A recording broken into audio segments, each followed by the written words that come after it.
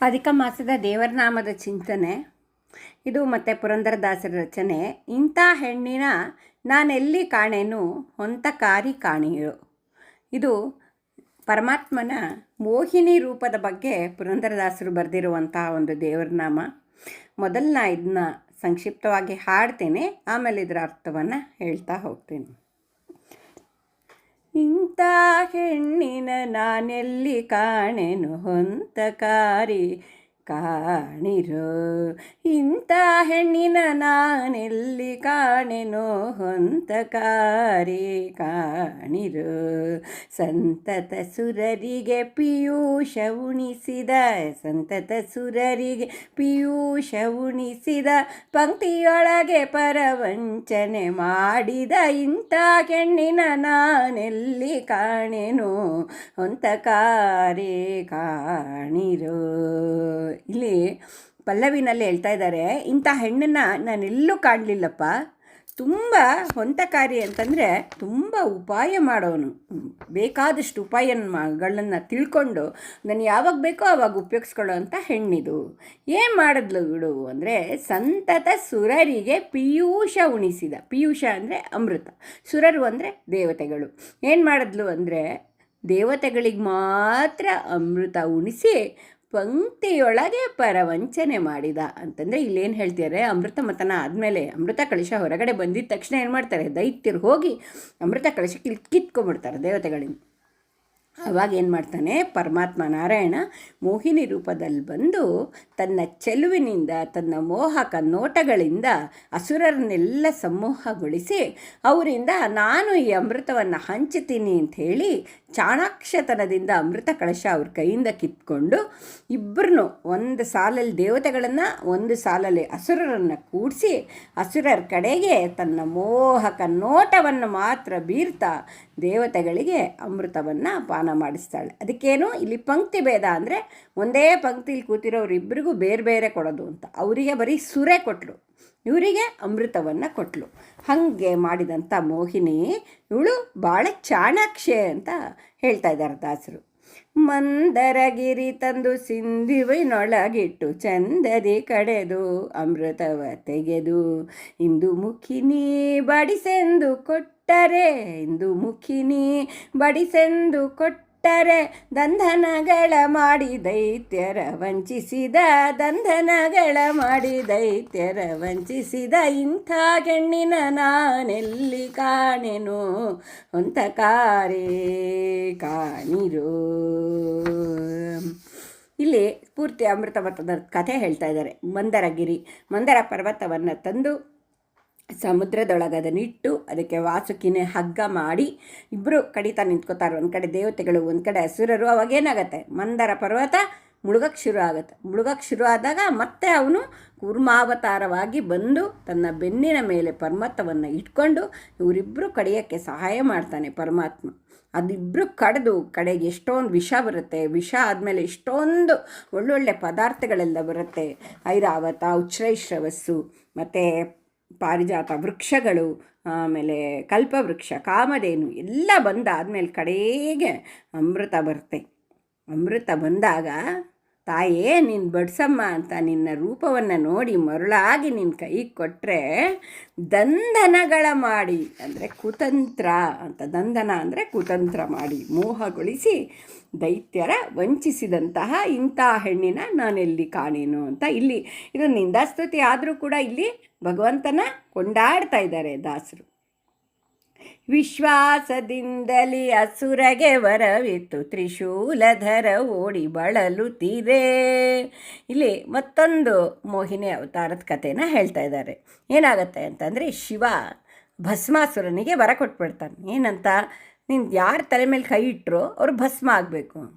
ಆ ಭಸ್ಮಾಸುರ ಎಂಥ ಖದೀಮ ಅಂತಂದರೆ, ವರ ಬಂದಿದ್ದ ತಕ್ಷಣ ನಾನು ಇದನ್ನು ಪರೀಕ್ಷೆ ಮಾಡಬೇಕಲ್ಲ, ನೀನು ನಂಗೆ ನಿಜವಾದ ವರ ಕೊಟ್ಟಿದೆಯೋ ಇಲ್ಲೋ ಅಂತ. ನಿನ್ನ ತಲೆ ಮೇಲೆ ನಾನು ಕೈ ಇಟ್ಟು ನೋಡ್ತೀನಿ ನೀನು ಭಸ್ಮ ಆಗ್ತೀಯೋ ಇಲ್ಲೋ ಅಂತ ಈಶ್ವರನ ಮೇಲೆ ಪ್ರಯೋಗ ಮಾಡೋಕ್ಕೆ ಹೊಟ್ಟೋಗ್ಬಿಡ್ತಾನೆ. ಅಂತಂದರೆ ಇಲ್ಲಿ ಒಂದೇನಂತಂದರೆ ಆ ಅಸುರರ ತಾಮಸ ಗುಣ ಹೆಂಗಿರುತ್ತೆ ಅಂತ ಅಂದ್ಬಿಟ್ಟು, ಅಂದರೆ ನಾವು ವಿಷಪೂರಿತವಾದ ಹಾವಿಗೆ ಹಾಲು ಹಾಕಿದ್ರೆ ಏನಾಗುತ್ತೆ, ನಮ್ಮನ್ನೇ ಕಚ್ಚುತ್ತೆ.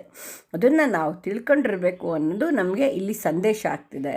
ಇನ್ನೊಂದು ಏನಂತಂದರೆ, ಆ ಈಶ್ವರ ಎಷ್ಟು ಕರುಣಾಮೂರ್ತಿ, ಭಕ್ತರಿಗೆ ಎಷ್ಟು ಬೇಗ ಒಲಿತಾನೆ ಅನ್ನೋದು ಒಂದು. ಇನ್ನೊಂದೇನೆಂದರೆ, ಕಪಟ ನಾಟಕ ಸೂತ್ರಧಾರಿಗಳು ಭಗವಂತ, ಅವನ ಆಟಕ್ಕೆ ಅವನು ಹೇಳಿದ ಹಾಗೆ ಎಲ್ಲ ಜೀವಿಗಳು ನಡ್ಕೋತೀವಿ. ಇಲ್ಲಿ ಏನಾಗತ್ತೆ ಅಂತಂದರೆ, ಆ ಅಸುರನ ಭಕ್ತಿಗೆ ಮೆಚ್ಚಿಬಿಟ್ಟು ಈಶ್ವರ ವರ ಕೊಟ್ಟಿದ್ದಾನೆ. ವಿಶ್ವಾಸದಿಂದಲೇ ಅಸುರಗೆ ವರವಿತ್ತು, ತ್ರಿಶೂಲಧರ ಓಡಿ ಬರುತ್ತಲಿರೇ ಬಳಲುತ್ತಿರೇ, ನಸು ನಗುತ್ತಲಿ ಬಂದು ಭಸ್ಮಾಸುರನಿಗೆ, ನಸು ನಗುತ್ತಲಿ ಬಂದು ಭಸ್ಮಾಸುರನಿಗೆ ಭೋಗದಾಸೆಯ ತೋರಿ ಭಸ್ಮವ ಮಾಡಿದ.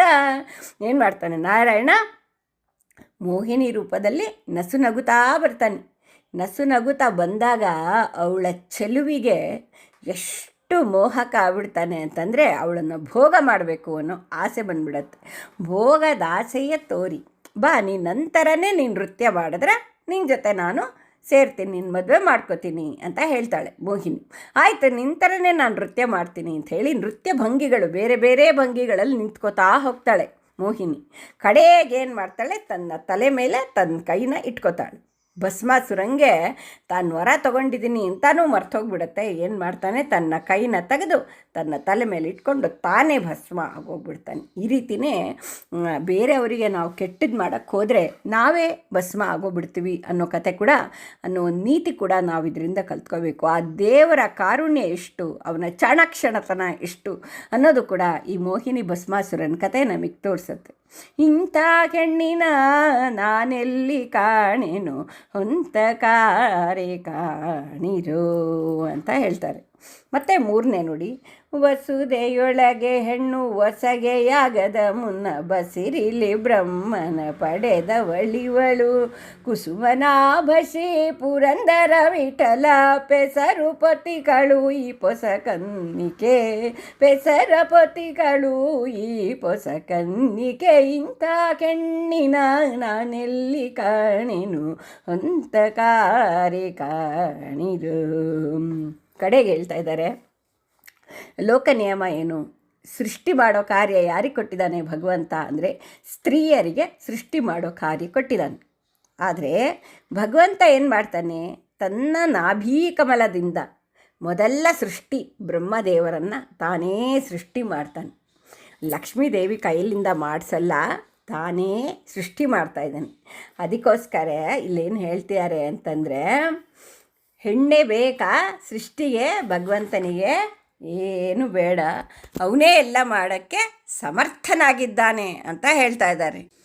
ಕುಸುಮ ನಾಭ ಶ್ರೀ ಪುರಂದರ ವಿಠಲ ಅಂತಂದರೆ, ತನ್ನ ನಾಭಿಯಲ್ಲಿ ಕಮಲವನ್ನು ಪಡೆದಂತಹ ನಾರಾಯಣ ಪುರಂದರ ವಿಠಲ, ಪೆಸರು ಪೊತ್ತಿಗಳು ಈ ಹೊಸ ಕನ್ನಿಕೆ. ಈ ಹೆಣ್ಣು ಬೇರೆ ಯಾರು ಅಲ್ಲಪ್ಪ, ಇಷ್ಟು ಮೋಹಗೊಳಿಸಿ ಮೋಕಿನಿಯಾಗಿ ನಸುರರಿಗೆ ಅಮೃತ ಕೊಡದೆ ಭಸ್ಮಾಸುರನ ಕೊಂದವಳು ಈ ಮೋಹಿನಿ ಬೇರೆ ಯಾರು ಅಲ್ಲ, ಬ್ರಹ್ಮನನ್ನೇ ತನ್ನ ನಾಭಿ ಕಮಲದಲ್ಲಿ ಪಡೆದಂತಹ ಭಗವಂತನಾದ ನಾರಾಯಣ ಪುರಂದರ ವಿಠಲ, ನನ್ನ ಆರಾಧ್ಯ ದೈವ. ಇಂತಹ ಹೆಣ್ಣು ಬೇರೆ ಎಲ್ಲೂ ನಿಮಗೆ ಸಿಗಲ್ಲ. ಇದು ಹಂತಕಾರಿ, ತುಂಬ ಉಪಾಯಗಳನ್ನು ಬಲ್ಲಿರುವಂತಹ ಯೋಗೇಶ್ವರನಾದ ನಾರಾಯಣ ಅಂತ ಇಲ್ಲಿ ಭಗವಂತನ ಕೊಂಡಾಡ್ತಾ ಇದ್ದಾರೆ. ಒಟ್ಟಾರೆ ದಾಸರು ತಮ್ಮ ಕೃತಿಯಲ್ಲಿ ಭಗವಂತನ ಮೋಹಿನಿ ರೂಪದ ಎಲ್ಲ ಆಯಾಮಗಳನ್ನು ತೆಗೆದುಕೊಂಡು ನಮಗೆ ಆ ಮೋಹಿನಿ ರೂಪವನ್ನು ಸಂಪೂರ್ಣವಾಗಿ ನಮ್ಮ ಮನಸ್ಸಿನಲ್ಲಿ ಆ ಚಿತ್ರಣ ಬರುವ ಹಾಗೆ ಮಾಡ್ತಾ ಇದ್ದಾರೆ. ಇನ್ನು ಇದೇ ಥರ ವಾದಿರಾಜರು ಕೂಡ ಲಕ್ಷ್ಮೀ ಶೋಭಾನೆಯಲ್ಲಿ ಹೇಳ್ತಾರೆ, ಅಲ್ಲಿ ಮೋಹಿನಿ ರೂಪ ತಗೊಂಡಾಗ ಲಕ್ಷ್ಮೀದೇವಿ ಬೆರಗಾದ್ಲಂತೆ. ಇವನಿಗೆ ಯಾರು ಹೆಣ್ಣು ಬೇಕಪ್ಪ, ಇವನೇ ಇಷ್ಟು ಚೆನ್ನಾಗಿದ್ದಾನಲ್ಲ ಅಂತ ಬೆರಗಾದ್ಲು ಅಂತ ಲಕ್ಷ್ಮೀ ಶೋಭಾನೆಯಲ್ಲಿ ಕೂಡ ಬರುತ್ತೆ. ಸ್ವರಾಟ್ ಅಂತಾರೆ ಭಗವಂತನಿಗೆ, ಸ್ವರಮಣ ಅಂತ ಹೇಳ್ತಾರೆ. ಅಂದರೆ ತಾನೇ ತನಗೆ ರಮಣ, ತನಗೆ ಯಾರೂ ಬೇಕಾಗಿಲ್ಲ, ತನ್ನೊಳಗೆ ತಾನು ಸಂಪೂರ್ಣ ಪರಿಪೂರ್ಣ ಅಂತ ಭಗವಂತನಿಗೆ ಹೇಳ್ತಾರೆ. ಅದರಲ್ಲಿ ಈ ಮೋಹಿನಿ ರೂಪದ ವಿಶೇಷವಾದಂತಹ ಸ್ಮರಣೆ ಈ ಕೃತಿಯಲ್ಲಿದೆ. ಅಧಿಕ ಮಾಸದ ಪ್ರಯುಕ್ತ ನಾವೆಲ್ಲರೂ ಕೂಡ ಆ ಭಗವಂತನ ಮೋಹಿನಿ ರೂಪಕ್ಕೆ ಸಾಷ್ಟಾಂಗ ಪ್ರಣಾಮಗಳನ್ನು ಮಾಡಿ ಅವನ ಆಶೀರ್ವಾದವನ್ನು ಪಡೆದುಕೊಳ್ಳೋಣ ಅಂತ ಕೇಳ್ತಾ, ಶ್ರೀಕೃಷ್ಣಾರ್ಪಣಮಸ್ತು. ಕಾಯೇನ ವಾಚ ಮನಸೇಂದ್ರಿಯೈವ ಬುದ್ಧ್ಯಾತ್ಮನಾ ವಾ ಪ್ರಕೃತಿ ಸ್ವಭಾವ ಕರೋಮಿ ಯದ್ಯತ್ ಸಕಲಂ ಪರಸ್ಮೈ ನಾರಾಯಣಾಯೇತಿ ಸಮರ್ಪಯಾಮಿ. ಶ್ರೀಮನ್ನಾರಾಯಣಾಯೇತಿ ಸಮರ್ಪಯಾಮಿ. ಸಂಪೂರ್ಣ ಕೃತಿನ ಒಂದು ಸಲ ನಾನು ಇವಾಗ ಹಾಡ್ತಾ ಇದ್ದೀನಿ. ಇಂಥ ಹೆಣ್ಣಿನ ನಾನೆಲ್ಲಿ ಕಾಣೆನು ಹೊಂದಕಾರಿ ಕಾಣಿರೋ, ಇಂಥ ಹೆಣ್ಣಿನ ನಾನೆಲ್ಲಿ ಕಾಣೆನು ಹೊಂದಕಾರಿ ಕಾಣಿರೋ, ಸಂತತ ಸುರರಿಗೆ ಪಿಯೂಷ ಉಣಿಸಿದ ಪಂಕ್ತಿಯೊಳಗೆ ಪರವಂಚನೆ ಮಾಡಿದ ಇಂಥ ಹೆಣ್ಣಿನ ನಾನೆಲ್ಲಿ ಕಾಣೆನು ಹೊಂದಕಾರಿ ಕಾಣಿರೋ. ಮಂದರಗಿರಿ ತಂದು ಸಿಂಧುವಿನೊಳಗಿಟ್ಟು ಚಂದದಿ ಕಡೆದು ಅಮೃತವ ತೆಗೆದು ಇಂದು ಮುಖಿನಿ ಬಡಿಸೆಂದು ಕೊಟ್ಟರೆ ದಂದನಗಳ ಮಾಡಿ ದೈತ್ಯರ ವಂಚಿಸಿದ ಇಂಥ ಹೆಣ್ಣಿನ ನಾನೆಲ್ಲಿ ಕಾಣೆನು ಗೊಂತಕಾರಿ ಕಾಣಿರೋ.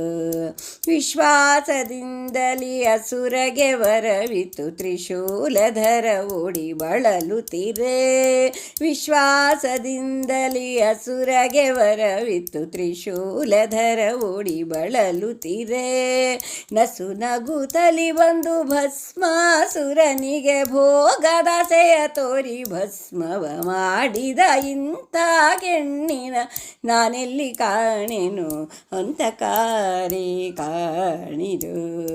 ವಸುದೆಯೊಳಗೆ ಹೆಣ್ಣು ಹೊಸಗೆಯಾಗದ ಮುನ್ನ ಬಸಿರಿಲಿ ಬ್ರಹ್ಮನ ಪಡೆದವಳಿವಳು ಕುಸುಮನಾಭಶಿ ಪುರಂದರ ವಿಠಲ, ಕುಸುಮನಾಭಶಿ ಪುರಂದರ ವಿಠಲ. ಪೆಸರುಪತಿಗಳು ಈ ಹೊಸಕನ್ನಿಕೆ, ಪೆಸರುಪತಿಗಳು ಈ ಹೊಸಕನ್ನಿಕೆ, ಇಂಥ ಹೆಣ್ಣಿನ ನಾನೆಲ್ಲಿ ಕಾಣೆನು ಹೊಂತಕಾರಿ ಕಾಣಿರೋ, ಹೊಂತಕಾರಿ ಕಾಣಿರೋ.